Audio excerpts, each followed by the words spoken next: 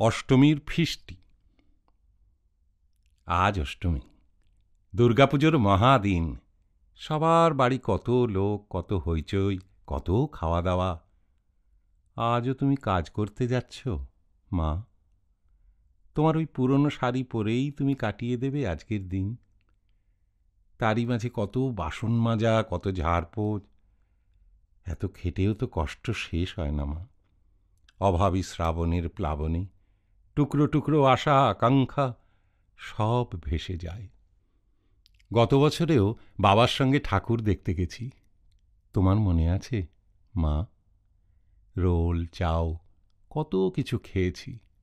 1 বছরের মধ্যেই জীবনের ছবি কিভাবে যে পাল্টে গেল। বিকেলে আবার তোমার সেন বাড়িতে কাজ। সারাদিন তোমাকে ছেড়ে ফাঁকা ঘরে একা, একেবারে একা।